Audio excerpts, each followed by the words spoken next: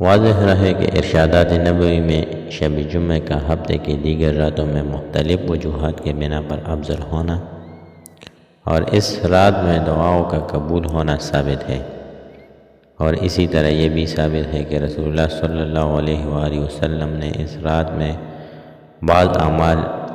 یعنی درود شریف کی کثرت، سورہ دہان، سورہ کاف اور سورہ یاسین کی تلاوت وغیرہ کی ترغیب بھی فرمائی ہے۔ البتہ یہ بات کہ اس رات کی ہر قسم کی عبادات ہفتے کی دیگر راتوں کی عبادت سے افضل ہے، اس بارے میں ہمیں رسول اللہ صلی اللہ علیہ وسلم کی کوئی صریح حدیث نہیں ملی۔ البتہ حضرت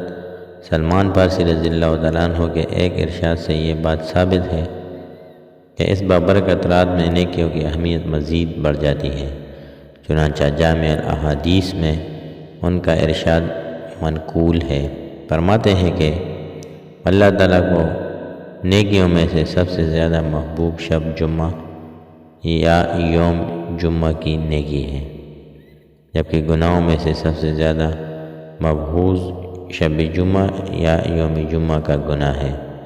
لہذا اس سے ثابت ہوتا ہے کہ شب جمعہ جو ہفتے کے دیگر راتوں سے افضل ہے، اس بارے میں عبادت کا ثواب بھی دیگر راتوں کی عبادت سے زیادہ ہے، اور یہی بات زیادہ قرین قیاس ہے، اس لیے کہ بعض مواقع پر افضل اوقات میں ادا کی جانے والی عبادات عام اوقات کی عبادت سے فضیلت میں بڑھ کر ہوتی ہے، جیسا کہ شب قدر اور شب بارات میں عبادت کی فضیلت وغیرہ۔